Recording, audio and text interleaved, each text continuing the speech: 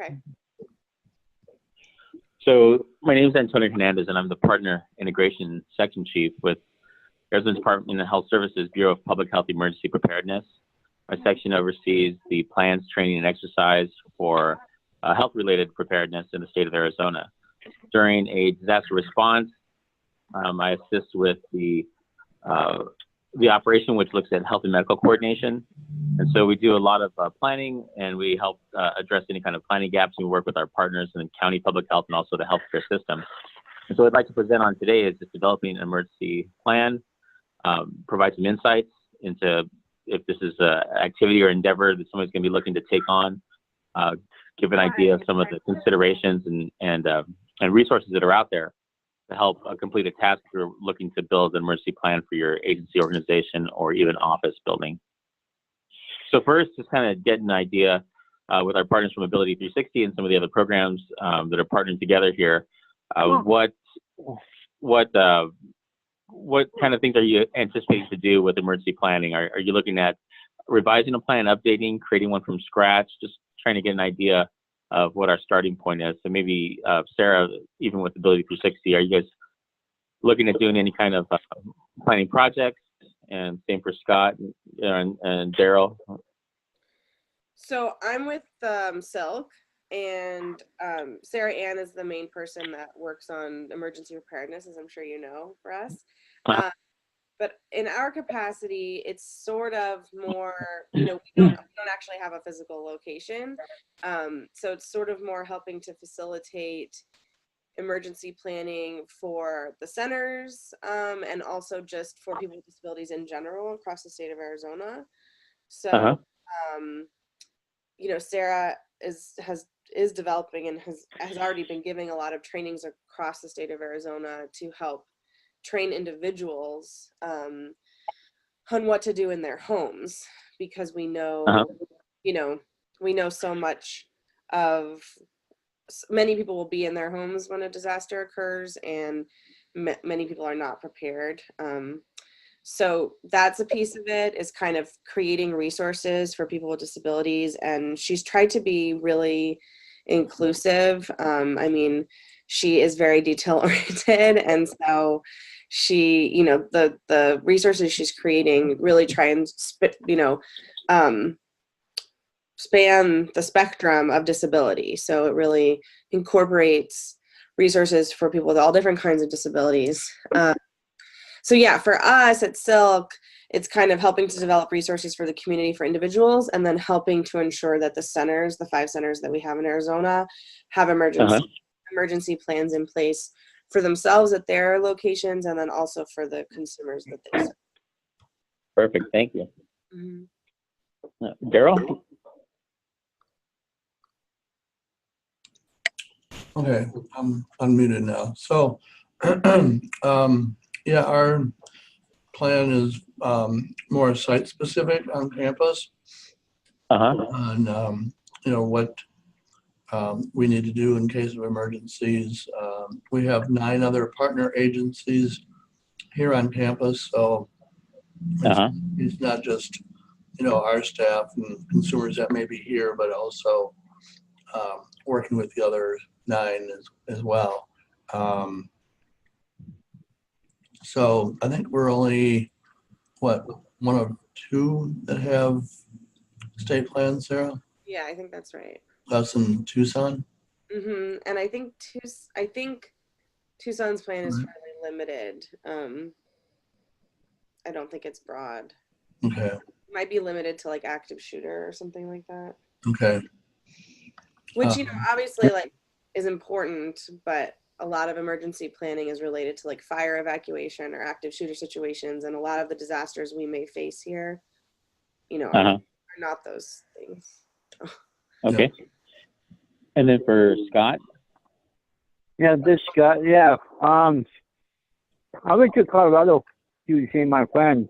They have emergency preparedness in counting to help with people with disabilities in most counties. I know my experience, and I live in Shoto, in rural community. We do not have a emergency we do not have a center for that.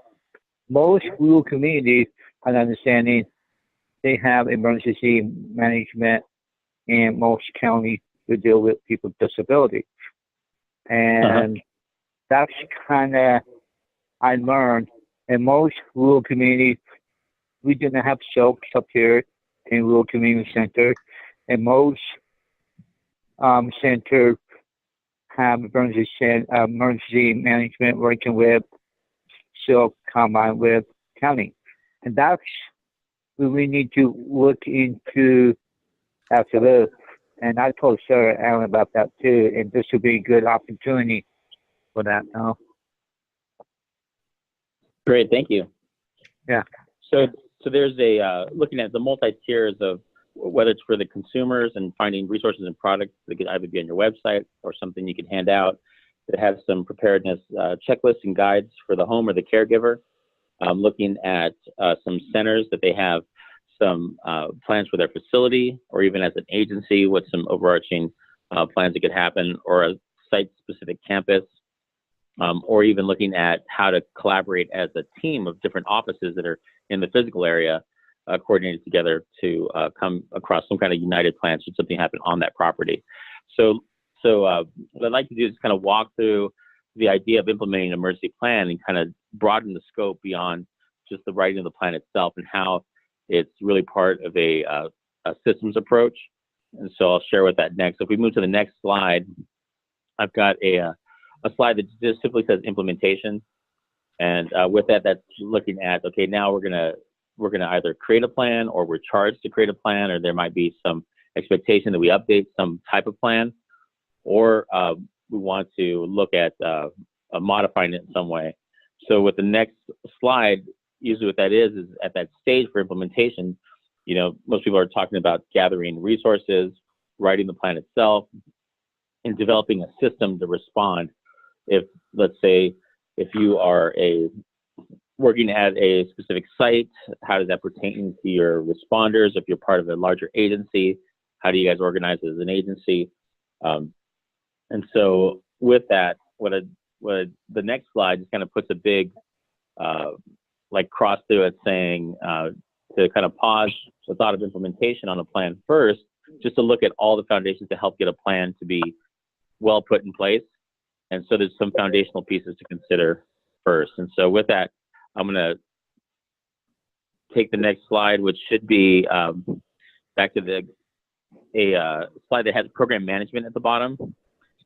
So program management is really the start of any kind of emergency plan endeavor, even if it's just to update the current plans or looking at doing an assessment of what you need to plan for. It begins with the leadership, you know, the administrator in the program or the director in the program, and seeing if emergency, you know, preparedness, both for like the facility, the staff, the clients, whatever you're looking to expand upon, is going to be a supported goal by leadership. One aspect is to look at that level of preparedness, or at least continuity of the services that you give. Should you be needed to continue operations for somebody who's being impacted by a disaster, or if you're part of a plan to help bring services to people that's been displaced by disaster, or if it's just your agency and looking at the physical building of how to kind of keep safe, is that embedded somewhere in the mission? And to think about that, and if not, is there a different kind of mission for the project of preparedness?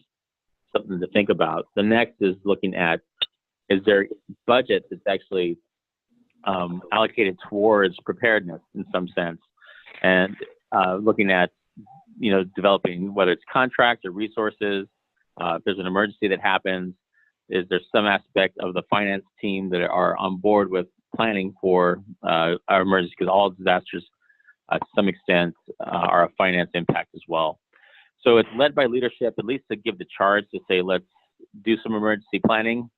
And with that, they usually give authority to a designated individual, a designated staff person, to be able to carry out these duties. And sometimes this depends on how big the team is, or it can be challenging because that individual may not is not a supervisor to everybody else. How does everybody get on board with planning? It should be something that's in their job description, or at least they get the approval from leadership to let the emergency planner kind of do their job and pull things together, have people kind of follow up with due out tasks. If that's not in place, that becomes very challenging. The next is looking at a schedule of when you're looking to get your plan complete, when you'd like to have the project done by, or even an update. It's something that happens every year.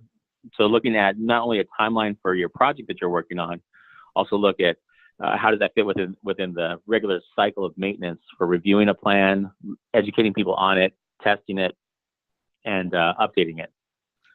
Then another aspect of planning is kind of doing a risk assessment of what risk are you facing the most. You know, here in Arizona, or in the locations that you're at, they could be unique to, you know, power outage, for example, as the storms come through. Some buildings, you know, for fire, certainly there's like an evacuation, there's the shelter in place element. You know, if there is an active shooter, something of that nature, where you have to now disrupt services to either stay in place or move. There's looking at other risks like floods that may happen during, you know, the post-wildfire flood season, heavy rains that come through during the monsoons. And there could be other types of disruption to your work and the services you provide. You could say, okay, these are the top risks that we're going to plan for, and at least kind of have a good collective agreement by leadership. Okay, let's build plans on that area. Another aspect is if you have like licensing, or if you have some kind of requirement of any kind, you want to be able to assess and identify those. And then the other aspect is with the program management piece, is ensure that everybody's on board for building a structured preparedness within the program. So it's not just the plan itself, but there's going to be some other aspects, and I'll go into those in just a little bit. So that's the program management piece. And so as you're working through, just kind of assess, do we have one in place? These are all pieces where I'm just sharing with you the broader conversation of preparedness, how it goes in, other than just the task of creating the plan itself. And if it's not in place, that's just little by little could make steps to get there. And so the next slide shows the other tier before implementation is planning. So now that you have, let's say, your leadership on board, and they gave you the charge of creating the plan, they're supporting it. They're letting you kind of, as one of your job duties on the side, work on updating or developing it. You created a timeline on when you want to have that product done. Now it's a plan before you implement is, what are all the must-dos or regulations of planning that are out there? Is there any templates? You know, so you're looking for the resources, trying to find what needs to be put in the plan. What's recommended typically is that your plan is an all hazards approach. So it's maybe not specific to fire, maybe not specific to flood. It just could be any kind of disruption where you have to evacuate or shelter in place. So all hazards approach is something that's like it's a useful, unified method of your response actions, kind of regardless of what happens. So you can implement your plan if it was any type of disaster. And then try to identify those likely disruptions, so you can kind of keep those in mind. But then also understand that not all plan species are the same. There are different types of plans. So as you mentioned, you have these centers, and you've got these specific site campuses, and you have for the homes. You have maybe even plans for the staff that are out providing services, and you have overall agency itself. So the types of plans just depends on where it's going to rest. So a strategic plan is the overarching kind of high-level plan that just states how one agency acts on its response in a very big picture, broad end. So for example, during disaster responses, this agency works with this agency, and you know, it's very, very high level on mostly lists the roles and responsibilities of key partner agencies and how they interact. So if you were, like, let's say the director, or you're managing, or you're the lead at a certain location, you couldn't pick up that plan and necessarily walk it through to do any kind of action. It's more of explaining to other partners, you know, whether it's emergency management or law enforcement, about how your agency overall big picture responds to a disaster. So that's the strategic part of the plan. Operational plans are those plans for like the staff that are going to coordinate together, kind of team up and help resolve the conflict that's going on. They organize themselves as like a sports team, you know, trying to execute a play. This operational plan helps them, guide them on what to do, steps to take to inform people, to be able to organize the response, connect with the right resources, ask for help, communicate when things are getting better, let everybody know that it's all right to come back. All those operational steps are typically within that operational plan. And so like a standard operating procedure or something like that is that framework. So you may need just a strategic plan, and that's fine for your agency. You may need an operational plan if that's what you're working to do. And sometimes there's tactical plans, which are just like a checklist. These are just functions that I want to make sure that I keep it consistent, or that my staff keep it consistent. Somebody individually would have a tactical plan on them or a checklist on them, so they could do whatever duties need to happen during a response, so it's consistent. And so those are other types of tools. So not all plans are the same. It's finding the right plan for what's the fit. So if you had like the home preparedness, that'd be like a tactical plan. It's like a checklist. Do, you know, X, Y, Z, or consider X, Y, Z. If you're looking at centers, that's more of like an operational plan. Here's how the center would coordinate. And if you're looking at the agency, here's a strategic plan. Here's what we do. So there could be those three types of layers of plans. You want to look at who's the target plan user.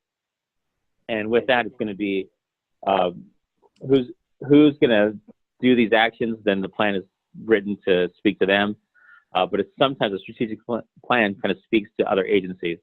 So for those with regulations, like for our healthcare facilities, I mean, they want to know what they're doing as far as their response plans. Other like monitoring agencies could read that and see, okay, here's what they have covered. So it's understanding who's going to be the plan reader as well is also important. And so who's going to read your plans? Is it your clients, and they're going to see how prepared you are, what you have to be able to help continue services for them? Or is it your administrators, and kind of see how you're going to operate so you guys can stay in communication with each other? So when you're writing a plan, just keep in mind who's going to use it. It needs to speak to them, but also who's going to read it needs to speak to them as well. And then you want to develop your project charter, which is your management saying, okay, we're going to support writing of this plan or whatever this project is, or even the maintenance of it, because that comes into play later when you have competing priorities and you're trying to do your regular job, let's do your planning job. You know, all these other things come to play. The charter helps you stay in sync with your leadership.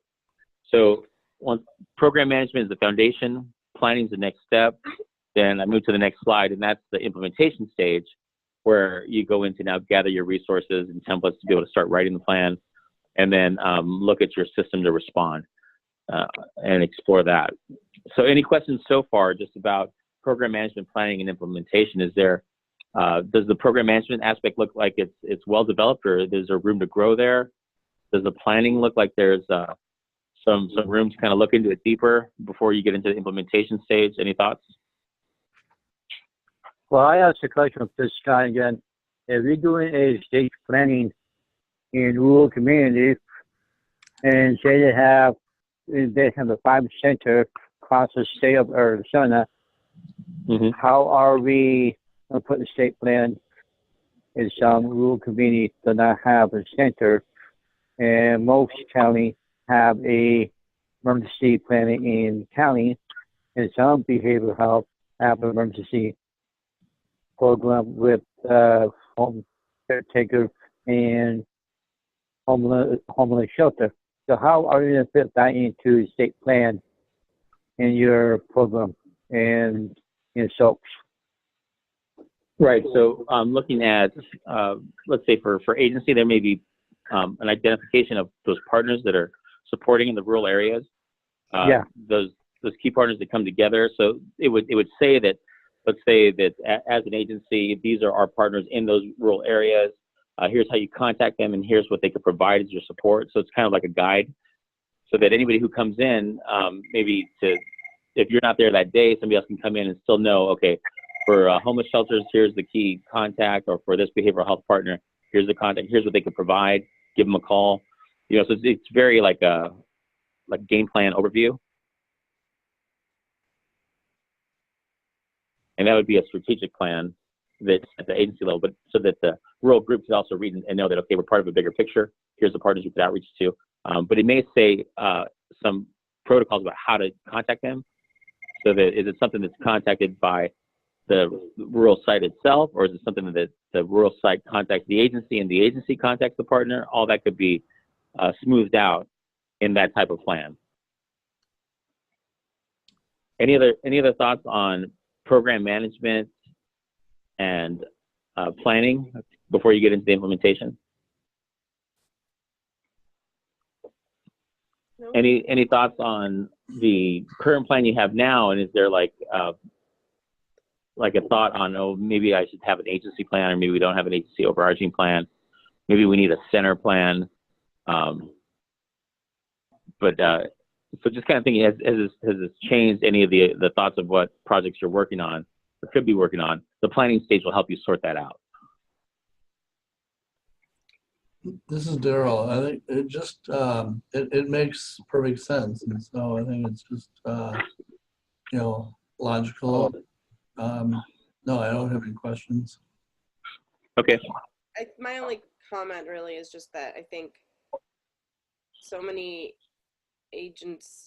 so many entities just are so like behind. So it just feels like, like maybe you don't even have a really thorough emergency plan to begin with, let alone one that includes people with disabilities, Right. So yeah, like everything you're saying like is so important. It makes total sense. It's just like getting people, getting people on board to begin not be there yet. Challenge. Right. So then that's where like so the school system faced a similar circumstance.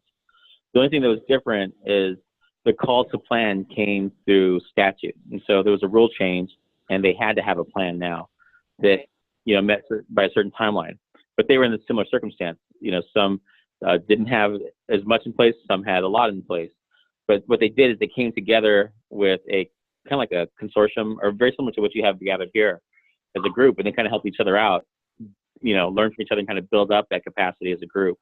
Now, there's areas you could focus on to start where it's like, well, how do we all tie in together? Of all of our partners, maybe it's just we look at a plan just for alert and notification for each other, just to keep each other aware of things that are happening. So the plan doesn't have to be as, robust in certain areas. It's just that when something happens, we know that it impacts one of our partners, it does impact us. So we want to be able to, our mission then is to notify each other and keep each other aware. So then that could be a plan that's written as, here's our communication plan amongst our partners. And so agency-wide, it would be saying, as an agency, we reach out to our partners to provide some kind of situational awareness. And we do it this way, by this route. And so that's a strategic plan overview. For the individual who's going to carry out that plan, they'd have an operational plan that if a disaster happens, you do X, Y, Z, call the people, they'll give them instructions on what to do, or at least some guidance on what to do on that area. So if we look at the next slide, which is looking at the next tier. So there's after you have implementation and you've created your plans, here's something to consider that would need to be put in place.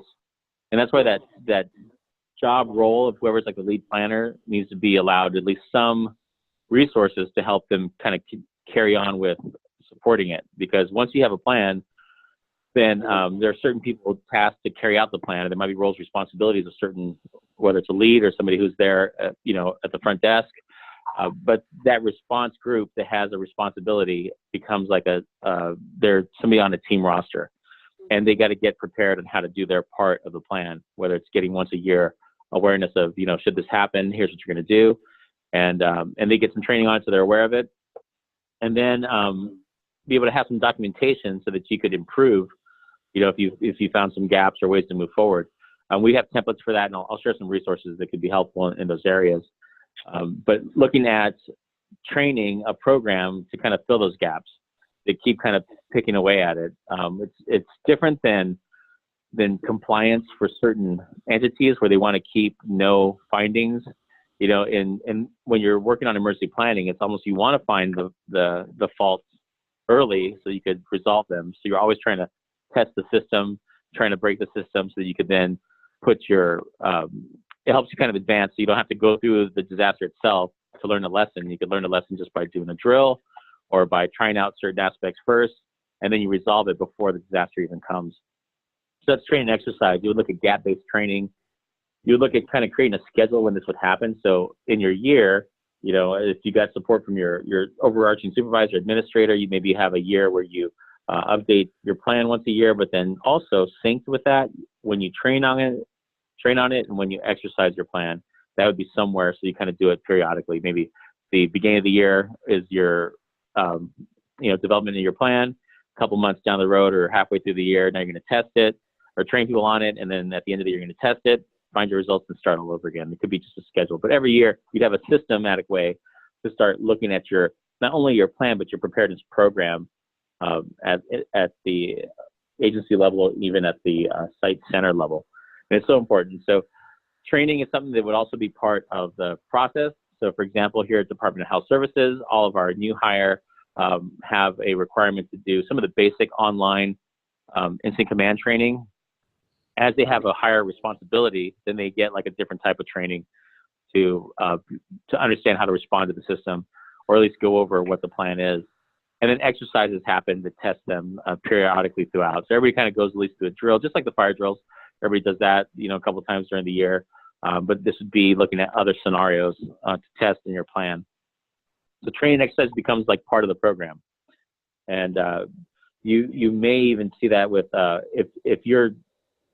if your business model requires you to outreach with customers and be connect with them is very important, you may want to incorporate your customers into that drill. We're going to do like an alert drill because in an emergency we would send you information if that's the case. So something to think about with a training exercise program. The next aspect is on the next slide is talking about improvement.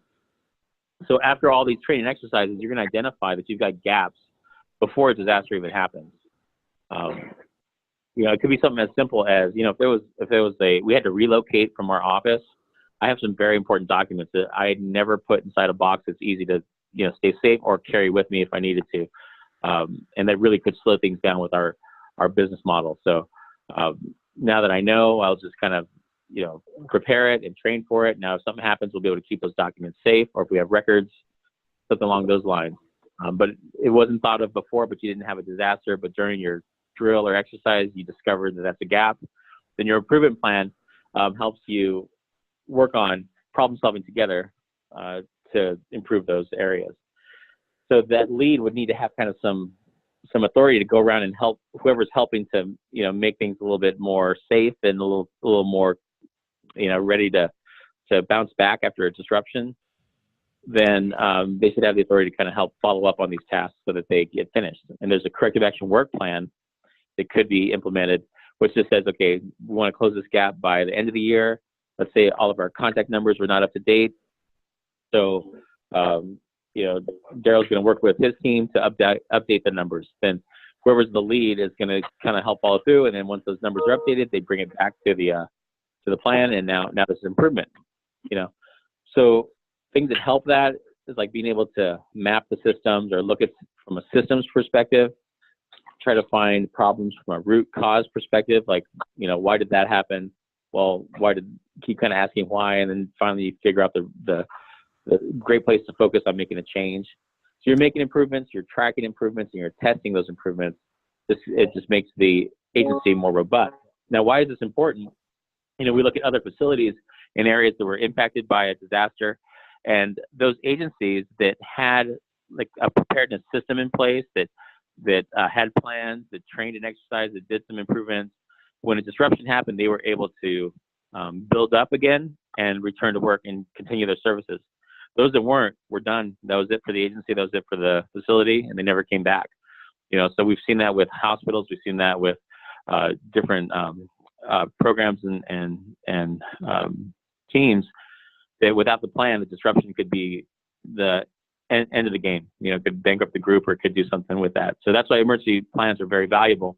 It's because they help the longevity of the agency, the organization, or the service, or whatever you're providing, so that it doesn't get wiped out from the disaster. It's able to come back. It gets disrupted, but it can come back and continue doing the good work that it's intended to do. So improvement in those areas just kind of helps just get better as an agency year by year. Even though no disaster has ever come their way, they're just getting stronger and stronger at being able to adapt to anything. So then the next slide is going to like the top of it all. So the entire program, it starts at the very bottom by having that program management, that leadership support that's going to put that mission to let's get prepared as a whole agency, as a group, as a service provider, as a staff, and just all that area. So because the services you provide are so important, you want to make sure that they're robust and they could withstand any kind of disruption. Then you begin your planning process to what you're going to focus on to strengthen. You're going to implement that and create those plans. You train and exercise on those plans.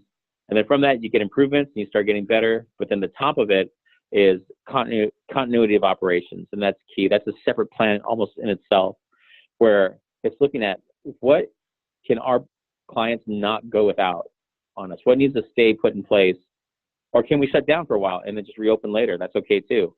Our continuity plan is going to be, this is what we cannot stop services on. For example, at the Department of Health Services, we've got some key programs that need to function, or else there's some negative impacts to our clients. So we want to make a plan to make sure that no matter what happens, they stay running. Even if they have to be running from home and doing their work there, they got to do it in some different way. It's okay, we can organize that. But other parts of our program, yeah, they could just shut down until the disaster's over and then come back online, a month later, no problem. So with your agencies, if you thought about it, if all of a sudden there was something that had you move from your location, or that disrupted what you were doing or impacted your clients and they needed you, what can you not do without? And that's what you want to build a continuity of operations plan for, is going to be what's the essential function. So for us in our Department of Health Services here, our emergency response has to always be up and running, because if a disaster hits, they're going to need us to do our job and to coordinate all the health medical for public health. But if we had like a water line break or something happen and now everybody's gone from the building and we're gone from our jobs and a disaster happens and we're not working, then something else, there's a negative impact from that. So we figure out ways that we can kind of overcome that, whether we, move to a different location, or we alert notify those that are continuity of operations staff to be alerted and kind of come into work while everybody else is not. So there's ways to look at what's your essential functions and that you cannot do without. You may want to identify that and kind of create a plan for it. You identify that team and you work on notifying and activating that team, so that in a disaster response where you're dealing with a regular evacuate, shelter in place, or any kind of disruption, this other team is going to be working to make sure business runs as normal as it can for their function. And then when that happens, how do you know to stop doing it in that way and go back to new normal operations? How do you then deactivate your continuity of operations staff and go back to regular business? And then once everything's back to regular business, how do you recover kind of what you've lost or what you've had to use, so you could keep going a little bit further? So recovery, all those are topics within continuity of operations plans. So any thoughts on that from Scott out in the rural areas, or Daryl with those site-specific campuses, or even Sarah with all those different buildings that are around in the area? Is there any thought on processes that we can't stop, or that we shouldn't be able to stop, or get up and running as soon as possible?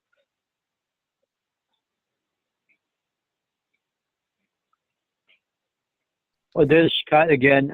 New Horizon in Cuba City have emergency management training, and I've been on AZSILC almost 6 years. I've been appointed about 2014, and we have a 5-sitter, and they're supposed to help out others expand between. I'm in the middle of nowhere. I'm about 2 hours from Cuba City. I'm 2 hours, 3 hours from Skip Valley. They posted to work with patient in Chicago, and they never do. And if we ask to do emergency training, the center supposed to travel train this area. So I used to live in Colorado, Nebraska. Nebraska did not have emergency on the shelf to have that, because they have a flooding issue already down in Omaha, and they have hard time with that. So if you look at a rural community in Arizona, in a 5-center, and you have county have emergency in each county.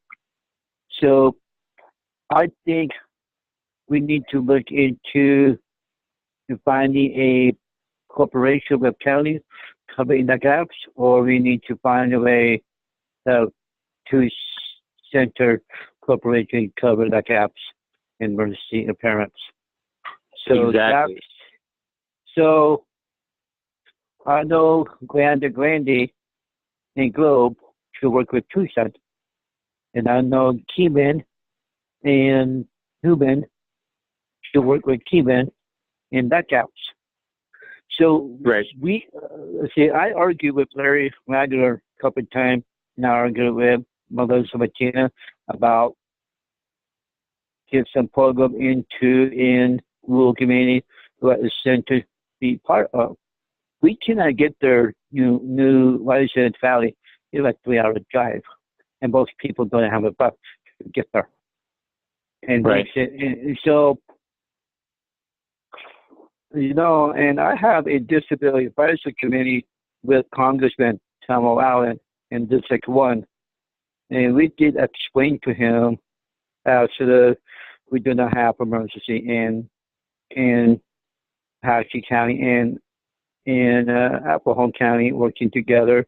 So how are we bringing that gap in Stringville and Clear as well? But this is something we need to look into. Five Center need to start doing training in northeastern Arizona, and this is really a challenge. And this kind of hard, and that's why we need to look. And we do not have a shelter up here. Only shelter we have is school and school bus and take people after this. So, from a planning perspective, so back on the program management, the foundation planning is the next.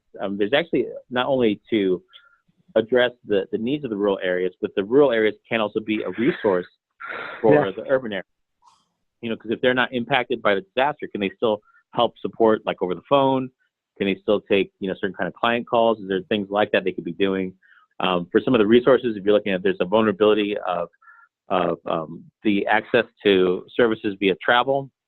If you're looking at it for making a plan for clients, like if we were disrupted, now it's hard to get travel. Is there other partners? And that's where they can help fill that gap. And those partnerships come together. And we'll talk about that in just a moment, about how working with partner programs or sister agencies to kind of take over for the other for a little bit while there's disruption, or to come in and help out, fill the gap. And then working with emergency management that you could sign on to, as a center, as an agency, with their emergency management assistant compact, which is everybody on board is like, I'll share with you what I can if you share with me what you can. And so you've got schools and businesses and several different partners that do exactly that during a disaster. So how can your agency help in disaster? Well, we could do this. And then, well, here's the help that we need. Who has that in our group? And then they look at the compact, and this partner does, and they'll provide that for you. And they've got a way to call each other up and lean on each other for resources. And there's other ways to get that as well. So in that planning process of trying to look at your resources, one of them are one another as agencies. How do you guys kind of spot each other helping out? And then what can emergency management do to help, and be able to know to contact them ahead of time to start planning in advance, both for yourself and for the clients. So the next slide is one that says it's about being business ready. And that begins with administration, so that administration has an idea of the finances that may be involved, or what's happening with the continue operations going on. These are like payroll for personnel. This is contracts for services. This is whatever type of resources may be needed from a business standpoint. The administration is taking a look into this, so they're ready. We look at all their partners that have traditionally helped out with events, with other programs that maybe you're involved with on several different levels. What can you guys do together as partners to help each other out during disaster? And you could draw up an understanding that's like, it doesn't obligate anybody to help, but if they can, it just makes it clear, so that somebody new that doesn't have that partnership comes on board and looks at it. They would know, yes, this is a partner here, let's say raising special kids, and they do have these resources they can help. Or if it's looking at ASU, and ASU is a partner, here's what they could do to help. And so that's one of just that partnership development that happens at the administrative level. Another aspect is looking at these physical buildings. These buildings that are in place there. There's cleaning services. There's looking at support services. There's property services. There's maybe even catering or some kind of feeding services that may happen, or even security that occurs. Administration needs to know how to get a hold of these resources. If they're not the property owner, if they are renting or they're underneath some area, that's another key piece to look into planning.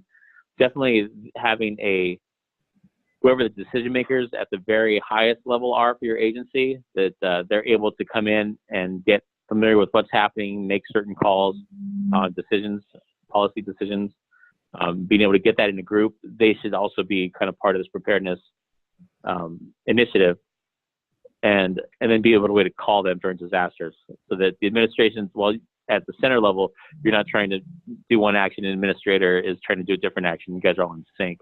And there are disaster recovery services that are provided. So there are adult day treatment centers throughout the state. Some of them are range from like a corporation type organization, some very small, private owned by family business. Within that, they've been networking together, sharing resources, kind of building their capacity to be prepared and also be able to do their services and then work with each other to help each other out. They've also contracted with recovery services to come in and do things like that. So if their data management was out or they needed computers, here comes a resource that'll give them computers. They need to kind of keep doing their job, or phones that they need to keep doing their job, so it doesn't just stop services. So that's being business ready on that aspect. Any thoughts on business readiness from an administration perspective? And I'd look at that Ability 360 property as a whole to kind of identify what they could do as well to kind of get business ready, and how on board they are to help with that. So the next slide is staff being ready. So staff being ready pertains to, well, if most work 8 hours a day, or they're at least during the majority of the day at the workplace, then they've got a 33% chance of encountering a disaster while they're at work. And so when that happens, there's a couple of sides that staff should be prepared for. And one is, let's just say on the personal note, if there's a caregiver that they're in communication with, or if there's loved ones at home, friends, family that depend upon them for something, they should have a communication plan to talk back with that family, because they're not going to get home right away. Whether they have to pick up somebody from school, but now they're going to be late because the disaster is disrupting them at work, or they have to respond and help out with a disaster. So having an individual communication plan is very important. And so that's just that's the same information the clients would get for preparing. They'd have a communication plan. Let's say, mom's at work and child's at school. Does she know the school number? There's very simple things like that. So having a communication plan that keeps everybody connected is important as a family, but staff are family people. Staff are part of another network, and so they should all be prepared, just like our clients are prepared at home. So that's one place to start. Then the plan that you do have for the facility or the center itself, or even the people doing their jobs, would have access to an emergency plan, so they could know what to do in a disaster according to the agency or the center's process. This would also include having staff also work with social media and ways to communicate to their clients, so that there's just not a big disruption, that they can still tell the clients what's going on, still keep them up to date. So let's say that there's all of a sudden a fire at one of the buildings and it's no longer accessible. People were concerned about that. They could still be communicated to, saying, don't worry, everybody's okay. We're now taking services here at this building temporarily, and we'll be back up and running in a month. That type of information. So there should be a plan to help keep everybody updated. If it's a building, looking at where resources are, do you have a first aid kit, things like that in the environment? We'll talk about that soon. But knowing the numbers to call for disaster is very important, that everybody does that. And also any kind of important documents or records, if you have that safely, that either gets taken out, carried with, or is secure so it doesn't get destroyed, and then knowing who to call. So that's just a note on staff readiness, which is all part of this preparedness initiative. And then the next slide, which is lastly, is looking at environmental ready. So if environmental ready is that if I walk into one of your centers, or if I engage with you as you're providing services to me, or even I'm coming over to Ability 360 Sports and Fitness Center, the environment should not only be accessible, it should be safe. And by being safe is that there's going to be certain things that are guiding me what to do in a disaster, so I know where to go. So I would see things like signage of emergency exits. There's a picture I have on one of the slides that shows the individual with like a microphone that at the meetings, when the meetings start, you let everybody know that should something happen, here's what we're going to do. So now the people coming into your building are educated on a disaster, where to exit, where to rally. It's going to be safe. And so you're keeping them informed. So a lot of that is business practice. We do it here at the state for our events and for our meetings. We kind of start off with just that regular safety brief. You know, should there be a reason to evacuate the building, we'll go out these doors. Staff will show you where to go. But you're informing the people in your environment what to do. The other thing about your environment is when you look at, like, if you have a fixed center or a fixed building, what if police or let's say an ambulance had to come to your center right away? Or do they have to kind of block the street because there's no parking for them? Do you have a designated area that's, you know, to kind of keep that open for emergency personnel so they can come right up in front where they need to go? And that's really important. It's something to think about. And then do you have like signage, you know, out in the building facility that something's going on? So that, you know, let's say at the Ability 360, the Sports and Fitness Center, there's a disaster happening. As I first pull into the parking lot, I see a sign that says caution, there's something going on, you know, or something of that nature lets me know, so I don't walk into a disaster. I stay out of the way of responders that are doing what they need to do to finish their job there. So something to think about the environment. If I was walking around campus, I need to call security or inform somebody of something happening, that I see something starting to happen. Can I read a sign and have that there? Is that information available anywhere?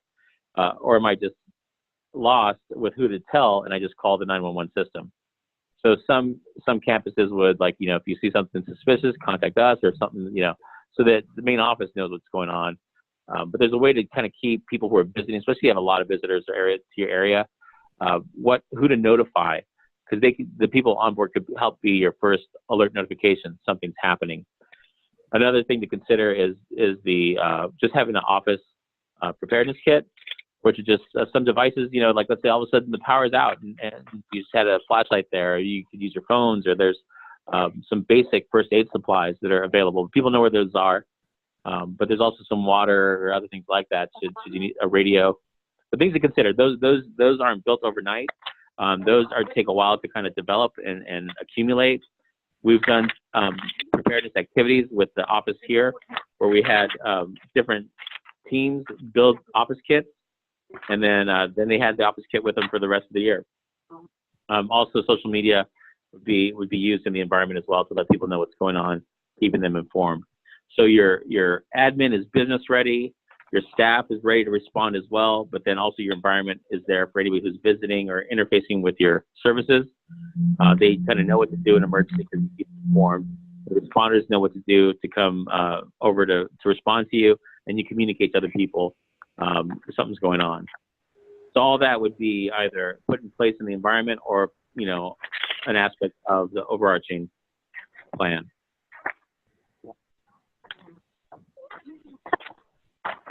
Yeah, subtle differences. We looked at a center that was out in Coolidge, and it didn't have numbers on the buildings.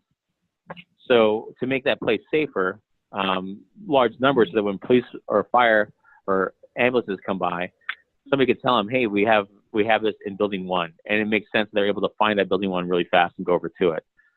You know, so you have strangers that are going to be coming on board to help you at your center. Do you have ways to kind of help guide them to where they need to go? Something to think about if that pertains to your situation.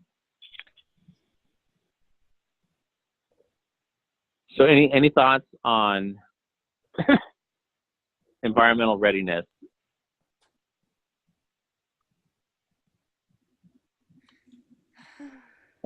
And I'll tell you who does that really well is the Palo Verde Nuclear Generating Station.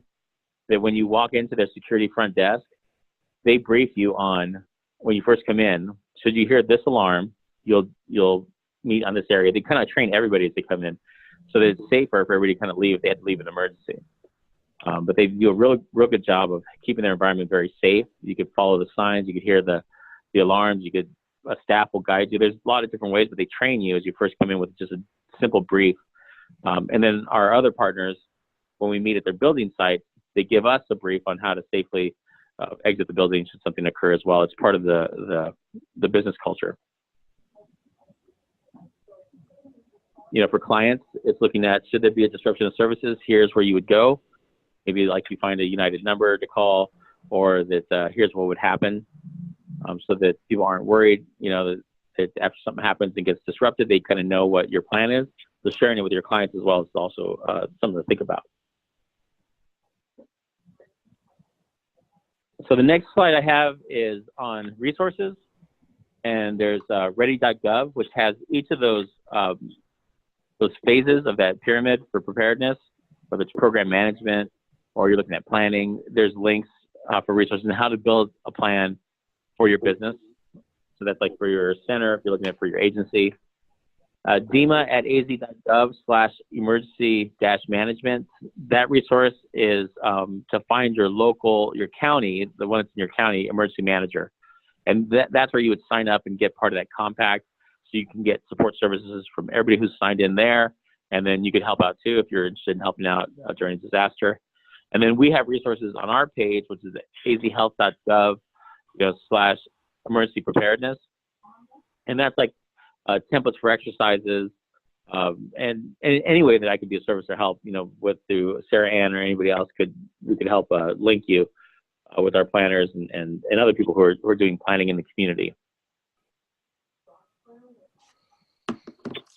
Thank you so much. This is really very, very helpful and a little overwhelming, but but really good information that we definitely need to utilize.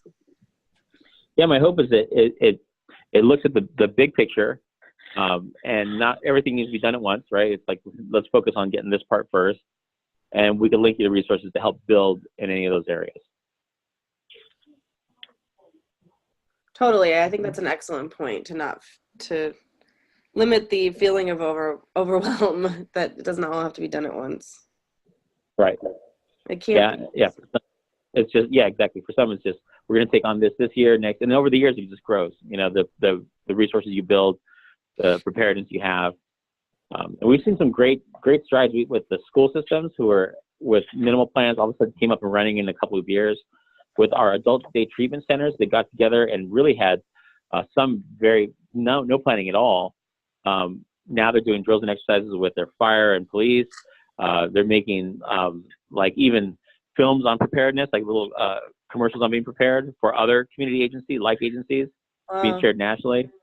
And so it's very inspiring, and they're just taking steps at a time, but they're inspiring others as they're moving along. I think you guys could do the same. Absolutely. Definitely. Anyone else have any final comments? We are just at 1 o'clock, so. I'm good. Daryl? Yep. No? Okay. Well, thank you for the presentation. Pretty good. Oh, you're welcome. Anytime. And my contact information is there. Always here as a resource for you anytime you need. Yes, okay. thank you so much, Antonio. We really appreciate it.